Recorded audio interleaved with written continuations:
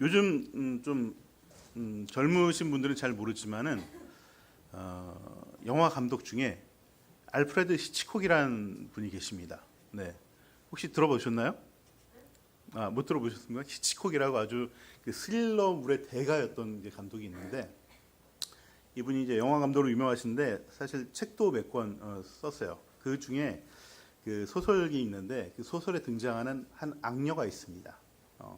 이 악녀는요, 사실 조직폭력배의 두목이었어요. 그래서 많은 사람들을 살해하고 자기가 이 그 거리와 그 도시를 점령하기 위해서, 장악하기 위해서 많은 사람들을 살해하고 그것을 통해서 많은 이득을 취했던 여자였습니다. 근데 어느 날 경찰에 붙잡히고 재판에 회부되고 그 죄로 인해서 종신형이 선고되고 아무도 빠져나갈 수 없는 감옥에 갇히게 되었어요.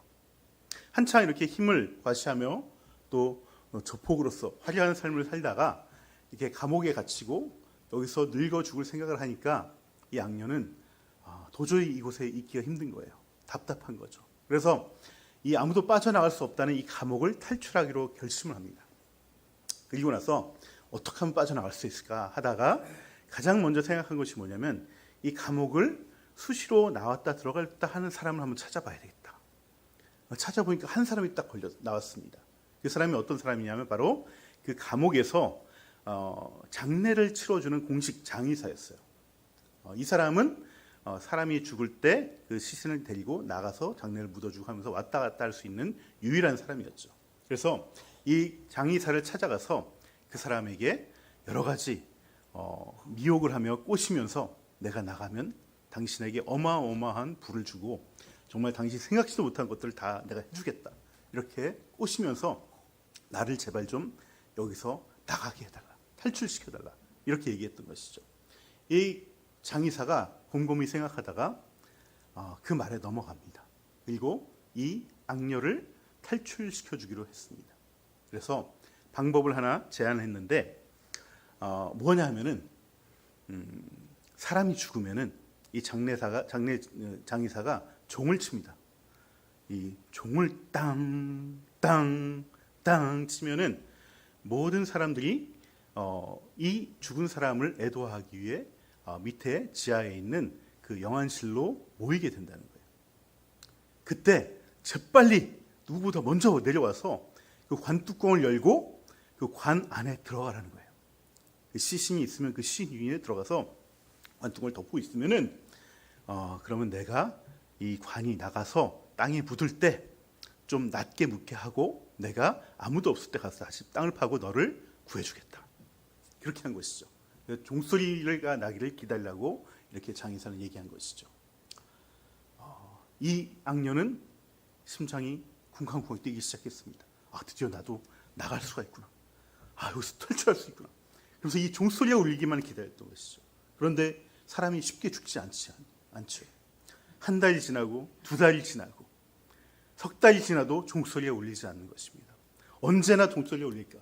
그는 잠도 자지 못하고 이 종소리만 기다리고 있었습니다. 그런데 4개월쯤 지났을 때 이 종소리가 땡 치기 시작하는 거예요. 그리고 감옥문들이 열리기 시작했습니다.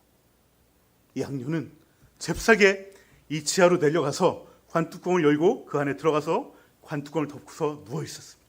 잠시 후에 목사님이 찾아오고 장례 예배가 시작되고 찬송가가 들려집니다. 그는 관 속에서 장례를 치르는 경험을 하는 것이죠.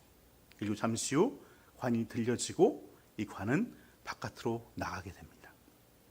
그리고 또다시 어딘가에 가서 다시 한번 장례 예배가 치러지고 이 관이 땅에 내려지는 것을 소리로 듣게 되는 것이죠. 그리고 나서 잠시 후에 흙이 덮여지는 소리를 듣습니다. 관 위에 흙이 쏟아지는 소리, 그리고 땅에 밟혀지는 소리가 들립니다. 이 악녀는 이제 좀만 기다리면 이 장의사가 나서 나를 구해줄 거야 하면서 기다리고 있었습니다. 근데 아무리 시간이 지나도 장의사가 오지 않는 거예요. 내가 이 깜깜한 이 좁은 관 속에 있다 보니까 내가 시간 감각을 잃어버렸나? 얼마 지나지 않은 건가? 라면서 생각하면 기다렸지만 아무리 생각해도 이게 보통 이틀은 지난 것 같다는 생각이 드는 거예요. 그래서 이 악녀가 이 관에 들어갈 때 몰래 성냥을 한 갑 가져왔는데 이 어두운 그 관 속에 있다 보면은 답답하니까 불을 켜려고 가져왔던 성냥이 생각났습니다. 그래서 성냥을 켜서 이 관 속을 살피기 시작합니다. 그리고 내 살도 꼬집어보고 내가 아직 살아있구나 그러면서 이 관의 속을 다 살핍니다. 그러다가 갑자기 밑에 있는 시체가 생각이 나는 거예요. 자기가 누워있는 바로 밑에 그 시체가 있는 걸 생각나고 그 시체는 어떤 시체인가 하면서 그 시체의 얼굴을 보려고 성냥을 켜서 그 얼굴을 바라보기 시작했어요. 그때 그 악녀는 갑자기 눈이 동그래지면서 경악을 금치 못했습니다. 그 시체는 바로 장의사의 시체였던 것이죠. 여러분, 악녀는 온갖 방법을 통해서 자기가 살아가려고 애쓰며 그 길을 택했지만 결국 스스로 자기가 무덤 속으로 들어간 것입니다. 여러분, 이것이 바로 하나님을 알지 못하는 사람들의 모습이라는 거예요. 내 힘으로 살아가고 내 힘으로 무언가를 극복해 보려고 하지만은 결국 그 끝은 내가 생각지 못한 멸망의 길이 기다리고 있다는 것입니다. 하지만 이 상황은요, 우리 신앙을 가진 사람들도 때로는 빠지게 되는 상황이라는 것입니다. 오늘 본문의 다윗이 바로 이런 상황에 처한 것이죠. 사울로 인해 낙심에 빠졌던 다윗이 그 난관을 나름의 계획과 생각을 가지고 극복하고자 선택했던 그 길이 최악의 악수를 두고 만 것입니다. 사울을 피해 적대국인 블레셋으로 망명을 떠난 그런 말도 안 되는 일을 저지르고 만 것이죠. 여러분, 블레셋이 어떤 나라입니까? 다윗이 첫 승리를 그 명성을 얻게 해준 그 골리앗 그 싸움에서 이겨서 자신의 승리에 그 제물로 삼았던 나라가 바로 블레셋 아니겠습니까? 그 제물의 나라로 자기가 망명을 떠난 것이에요. 게다가 다윗은 이미 블레셋에 한번 갔던 적이 있었죠. 사울을 피해서. 21장에서 사울을 피해서 블레셋으로 도망갔던 다윗은 그곳에서 저자는 골리앗을 쓰러뜨렸던 그 다윗이 아니냐 하면서 이 블레셋 사람들이 자기를 죽이려 하자 어떻게 했습니까? 수염에 침을 질질 흘리면서 미친 척을 합니다. 그렇게 그 위기를 모면하고 도망치듯이 블레셋을 도망쳐 나왔던 그러한 경험이 있던 나라예요. 하지만 사람이 궁지에 몰리면은 이런 과거의 경험도 다 잊어버리고 합리적인 생각도 멈춰지게 된다는 것입니다. 그래서 해서는 안 될 일을 하는 우를 범하게 되는 것이죠. 다윗은 왜 다시는 해서는 안 될 일을 이렇게 어리석게도 반복하게 되었을까? 사실 이것은 모든 인간이 계속해서 경험하는 것입니다. 반복하는 실수이고 인간의 연약함입니다. 평상시에는 전혀 하지 않을 것 같은 행동도 궁지에 몰리고 위기 가운데 있을 때는 앞이 보이지 않을 때는 비이성적이고 비합리적인 판단을 하게 되는 것이죠. 오늘 저는 이 다윗의 이야기를 통해서 우리가 위기 가운데 있을 때, 어려움 가운데 있을 때 우리가 선택해야 될 길에 대해서 같이 나누고 싶습니다. 결론부터 말씀드리면 우리가 이러한 상황 가운데서 정말 현명한 판단과 또한 넘어지지 않으려는 그 행동을 하려면은 두 가지가 필요한데, 하나는 기도를 해야 된다는 것이고요. 또 하나는 하나님에게 붙들림 받은 삶을 살아야 한다는 것입니다. 잠언은 의인과 불의한 사람의 차이를 이렇게 말하고 있습니다. 우리 PPT 한번 띄워주시겠습니까? 잠언 24장입니다. 의인은 7번 넘어지더라도 다시 일어나지만 악인은 재앙을 만나면 망한다. 이것이 성경이 말하는 의인과 악인의 결과의 모습이죠. 여러분, 무슨 말이에요? 거듭되는 실패와 역경 속에서도 의인은 넘어지지만 넘어져도 다시 일으켜 세워지지만 불의한 사람은 제대로 넘어지면 일어서지 못하게 된다는 것입니다. 아까 말씀드린 그 시곡소설에 나오는 악녀처럼 말이죠. 성경에서 의인은 다른 것이 아닙니다. 여러분, 능력 있는 사람이 의인이 아니고요, 선망하는 그런 훌륭한 인격을 가진 사람이 의인이 아닙니다. 흠이 없는 사람도 아닙니다. 하나님과의 관계가 계속해서 이어지고 있는 사람을 성경에서는 의인이라고 얘기합니다. 그것이 바로 기도하는 사람이고 하나님께 붙들려진 삶을 살아가는 사람인 것이죠. 그래서 우리가 이러한 삶을 살아야 될 필요가 있는 것입니다. 먼저 우리는 이러한 위기 가운데 있을 때 우리는 기도를 선택해야 된다는 것이에요. 하지만 안타깝게도 오늘 본문에서 다윗은 기도를 선택하지 않았습니다. 1절을 같이 한번 읽어보시겠습니다. 다윗이 혼자서 생각하였다. 이제 이러다가 내가 언젠가는 사울의 손에 붙잡혀 죽을 것이다. 살아나는 길은 블레셋 사람의 땅으로 망명하는 것뿐이다.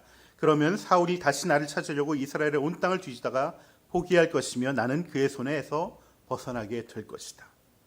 여러분, 오늘 본문은 다윗이 기도가 아니라 뭘 선택했다고요? 생각을 선택했다고 얘기하고 있습니다. 여러분, 제가 생각이 아니라 기도를 선택하라는 말은 생각이 무조건 나쁘다라는 것이 아닙니다. 인간은 우리 파스칼이 얘기했듯이 생각하는 존재이고요. 이 이성, 생각하는 것은 하나님이 주신 놀라운 축복 가운데 하나입니다. 우리가 너무나 살아가는 데 필요한 것들이고요. 생각 없이 사는 사람은 사실 인간이기를 포기하는 사람이죠. 그만큼 생각은 중요한 것이고, 우리가 주중학교에서 제가 철학을 가르치는 이유도 이 능력을 키우기 위해서 아이들에게 이것을 가르치는 것입니다. 그만큼 중요한 것이에요. 하지만 우리의 삶의 모든 순간에서 생각이 우선시 되는 것은 아닙니다. 평상시라면 우리는 생각을 잘해야 돼요. 사려 깊어야 되고요. 우리의 모든 문제들 사실 잘 생각하면은 해결되고 문제없는 삶을 살아갈 수 있습니다. 하지만 위기의 상황이라면은 이야기가 달라집니다. 내 마음이 낙담된 상황이라면은 이야기는 달라지는 거예요. 그 상황에서는 생각이 오히려 악수가 될 수 있다는 것입니다. 지금 다윗의 상황은 육체적으로도 영적으로도 매우 위기의 상황입니다. 단연간 도망자의 삶으로 인해서 몸과 마음이 지칠 대로 지쳐있는 상황이에요. 20장부터 시작된 이 도피 생활은 지금 적게 잡아도 한 7, 8년 동안 사울로부터 쫓겨다니는 삶을 살았던 것이죠. 우리가 하루 이틀만 캠핑장 갔다 와도 몸이 피곤한데 이렇게 7, 8년을 노지에서 동굴에서 이렇게 살아간다면 굉장히 몸과 마음이 피폐해져 있었던 것입니다. 게다가 처음에는 홀홀 단신 도망갔지만 이제는 그에게는 600명의 부하가 있습니다. 대부분의 성경에서는 숫자를 기록할 때 남자들만 기록하기 때문에 성인 남자들만 기록하기 때문에 그 식솔들까지 하면 최소한 2,000명의 식솔들이 함께 있는 것이죠. 그 식구들을 데리고 다니면서 먹이고 입혀야 되니까 그 중압감, 엄청난 것이죠. 충분히 다윗은 무너질만 합니다. 이미 오래전에 웬만한 사람 같으면 다 때려치고 도망가고 말았을 거예요. 하지만 하나님과 늘 친밀했던 다윗은 그 깊은 영성과 하나님의 보호하심으로 말미암아 어떻게 저렇게 할 수 있을까 정도로 생각할 정도로 훌륭한 모습들을 보여줬습니다. 사울을 2번이나 죽일 수 있었음에도 불구하고 그 도망자의 생활을 끝낼 수 있음에도 불구하고 늘 사울을 치겠다는 부하들을 막아서면서 그 사울을 살려주었던 것이죠. 또 자기가 어려운 상황에서도 이스라엘 백성들이 또 외적의 침입을 받으면 달려가서 그들을 도와주곤 했습니다. 하지만 사울은 이러한 다윗의 순수하고 선한 마음을 인정하고 또 칭찬하기는 했지만 또 언제 그랬냐는 듯이 돌변해서 또 다윗을 잡으려고 달려왔죠. 하지만 사울이 이렇게 돌변하는 데는요, 사울만의 악함이 있지는 않습니다. 대부분의 이스라엘 백성들 역시 여전히 자신들이 세운 이 사울 왕을 사랑하고 따랐다는 거예요. 점점 사울은 하나님을 거부하고 전제적인 왕권의 모습을 가지고 백성들의 고열을 짜고 있습니다. 그럼에도 불구하고 전쟁에 나가기만 하면 승리하는 사울을 많은 백성들은 따랐다는 거예요. 원했다는 것입니다. 그래서 사울이 다윗을 잡으려고 군사를 모으면 순식간에 3,000명이 모였어요. 3,000명이. 아마도 다윗은 제가 생각하기에는 사울보다도 이 백성들의 모습에 더 낙담하고 절망했을 것 같습니다.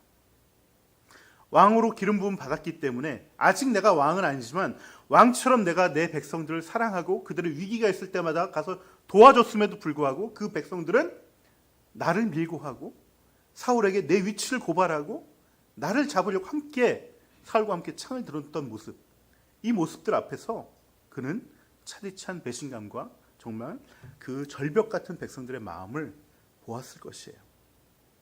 사람이 이런 상황이 계속 오래되면요, 굉장히 무기력해지고 깊은 우울감에 빠지게 됩니다. 그리고 자꾸 혼자 동굴로 들어가게 됩니다. 이렇게 마음이 바닥에 떨어질 때, 혼자만의 생각이 갇혀 있을 때 대부분의 사람들은 온전한 판단을 내리지 못합니다. 다윗은 그래서 오늘 본문에서처럼 혼자 생각했고 그 생각의 끝은 온통 부정적인 생각뿐이에요. 이러다 내가 결국 죽게 된다. 이 부정적인 생각은 현실 인식을 잘못하게 만들죠. 잘못한 현실 인식은 당연히 판단을 흐리게 만드는 것입니다.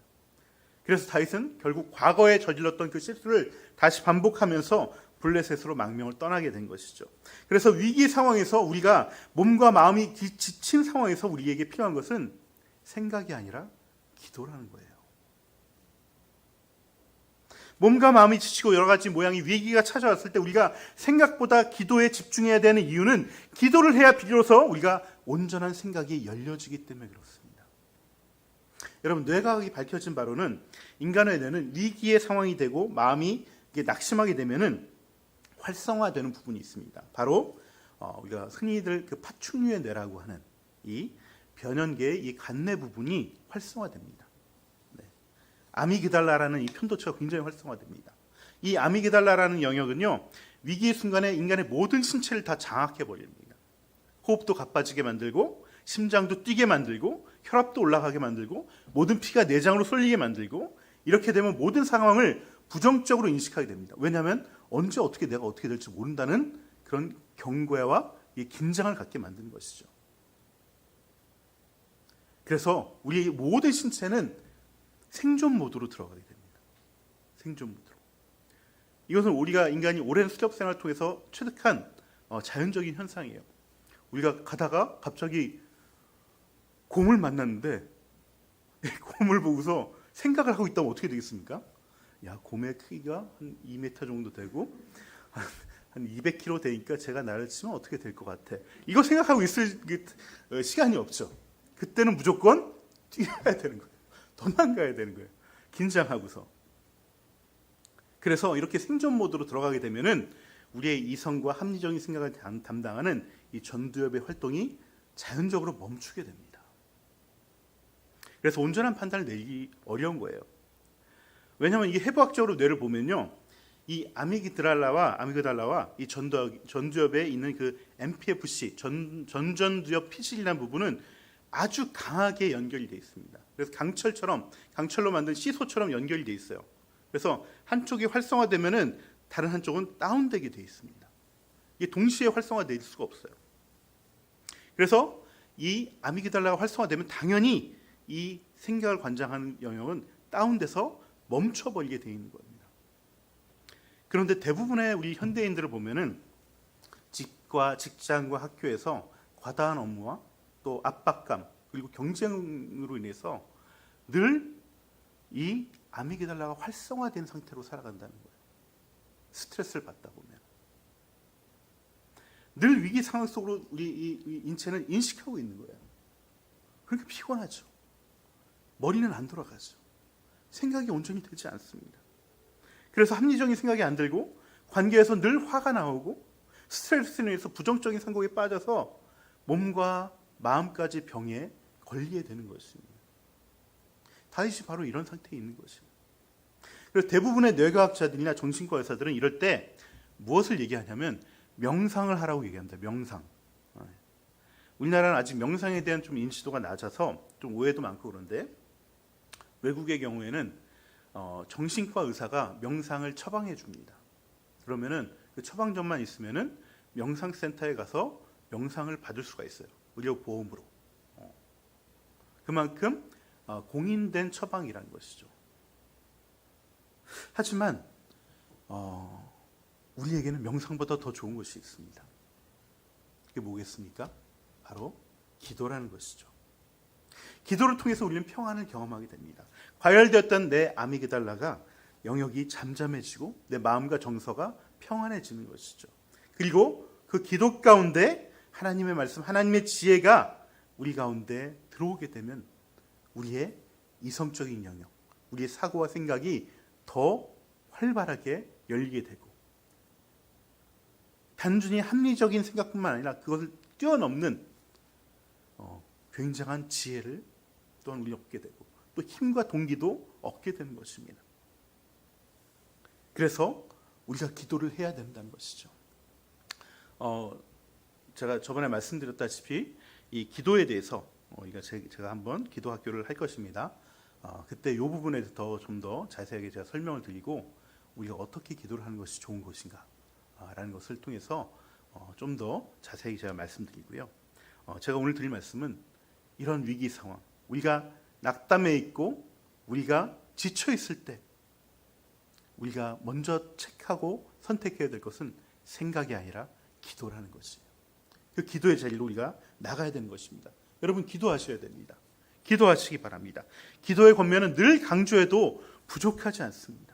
특별히 내가 급박한 위기의 상황이나 내가 늘 지쳐 있다면 먼저 생각하지 마시고 기도부터 붙잡으시길 주님의 이름으로 축원합니다. 제가 이렇게 강조를 하고 기도를 하라고 말씀드리지만은 사실 우리는 이것을 잘 지키지 못할 때가 너무나 많이 있습니다. 이게 사실 바쁜 현실을 살아가는 우리 그리스도인들의 또 슬픔이기도 하죠. 우리는 바쁠수록 더더욱 기도해야 되지만 더더욱 기도를 놓칠 때가 많습니다. 그래서 오늘 본문의 주인공 다윗도 그 정말 높은 영성을 가진 다윗도 실패하고 있는 것이죠.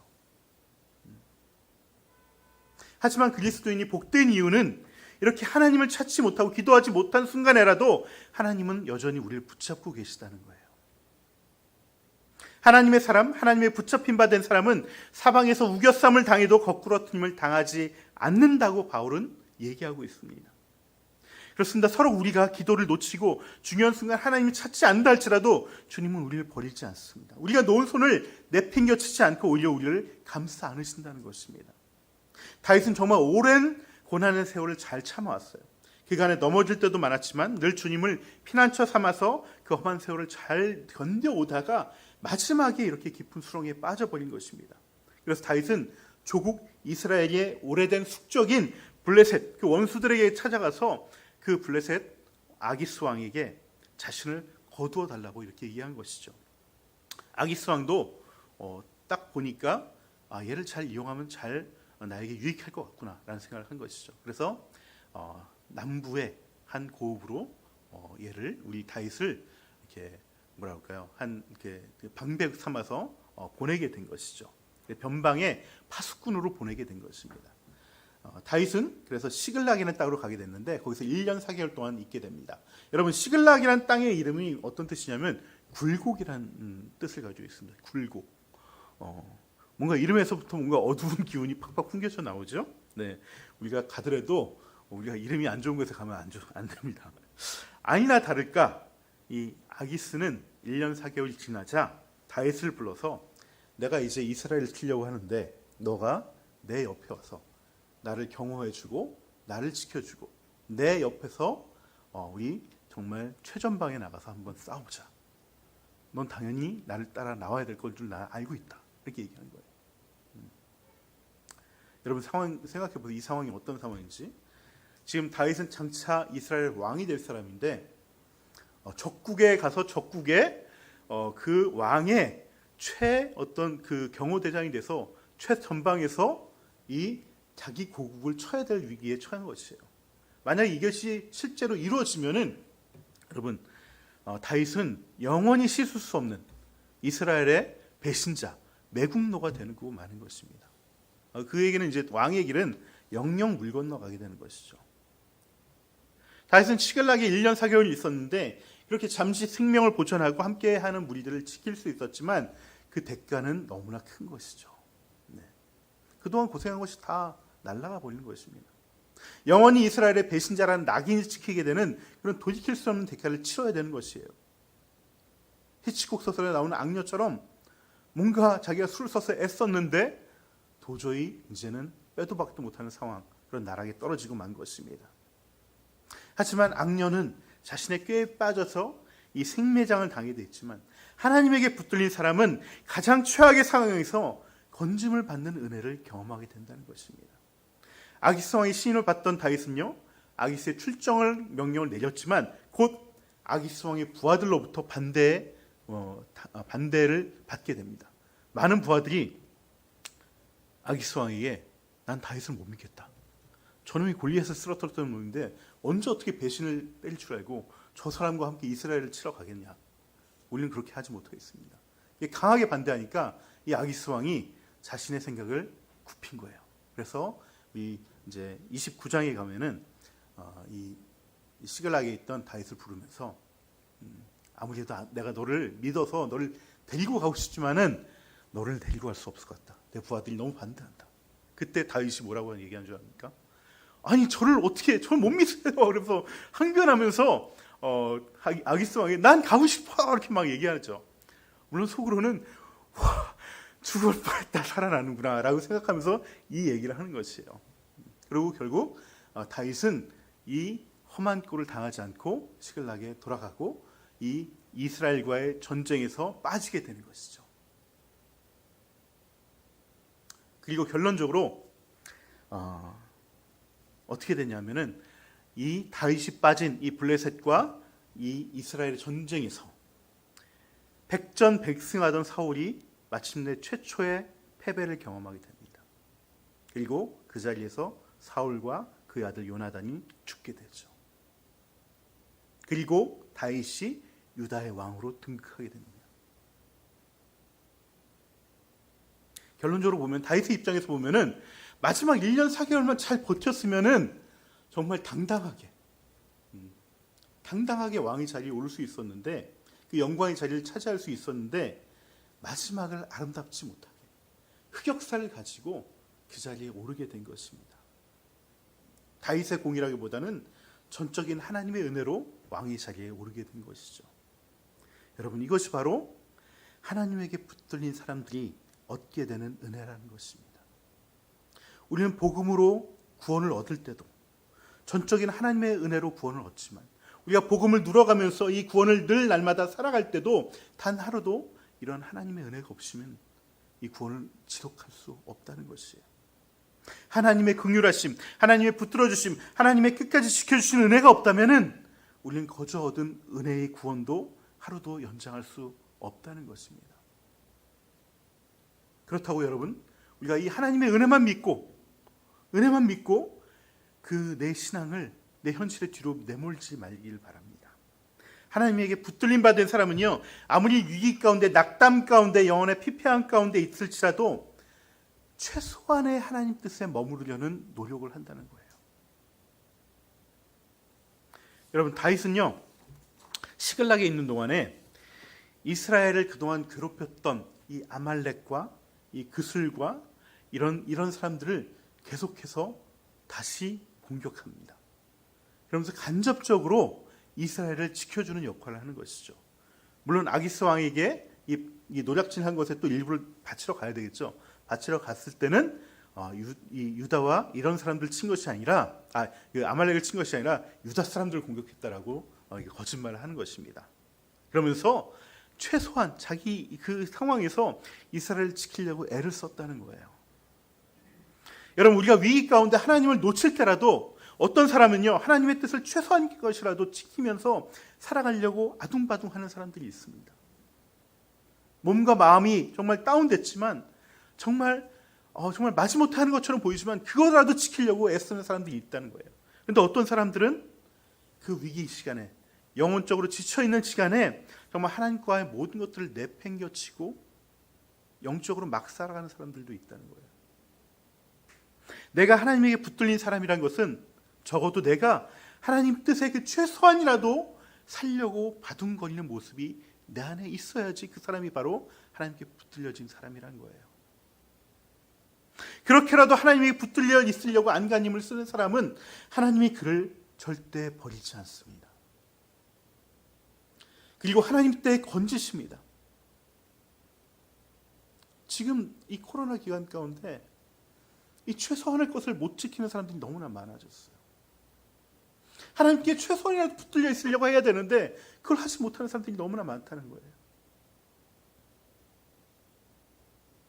하지만 다윗처럼 하나님에게 붙들려 있으려고 안간힘을 쓰는 사람은 자신이 완전히 실패했을 때, 내가 내 삶을 어떻게 해보려고 애썼지만 극복하지 못하고 무너졌을 때 오히려 그 절망과 죽음의 순간에서 하나님의 은혜를 경험하게 되고 하나님으로 말미암아 십자가와 부활을 경험하게 되는 그 복을 누리게 된다는 것입니다. 여러분, 정말 복된 인생이라는 것은 실패할 때마다 실패로 끝나는 것이 아니라 거기서 하나님의 은혜를 경험하는 것이 진짜 복된 인생입니다. 이것이 복음을 살아가는 것이고 복음을 누리는 것이고 잠언에서 아까 말한 그 의인의 삶이라는 것이에요. 여러분, 믿음이 좋다는 것은 다른 것이 아닙니다. 나에게 소망이 없다는 것을 내가 빨리 인정하는 거예요. 그럴수록 내가 진짜 믿음이 좋은 거예요. 소망은 그냥 생기는 것이 아닙니다. 내가 아무것도 할 수 없음을 깨달을 때 비로소 내 안에 소망이 생겨요. 왜? 하나님이 하실 것이니까. 그 소망 끝에 하나님께서 불가항력적인 은혜로 나를 인도하시고 구원하실 거라는 걸 믿기 때문에 그것이 소망이 되는 것이고 진짜 우리를 살려나는, 우리가 복된 삶 가운데 거하는 소망이라는 것입니다. 내가 할 수 없음을 인정하고 생각이 아니라 기도를 붙잡으시기 바랍니다. 내가 움켜쥐는 것이 아니라 하나님이 나를 붙잡고 하나님에게 붙들려지는 되는 삶을 사시기를 소망하시기 바랍니다. 그래서 더욱더 주님을 의지하고 주님께 더욱더 붙들려지는 삶, 의인의 삶, 복된 삶을 살기를 축원합니다. 오늘도 우리의 구원을 위해 일하시는 이 주님을 찬양하면서 말씀은 또 주님께 찬양, 결단의 찬양 올려드리도록 하겠습니다.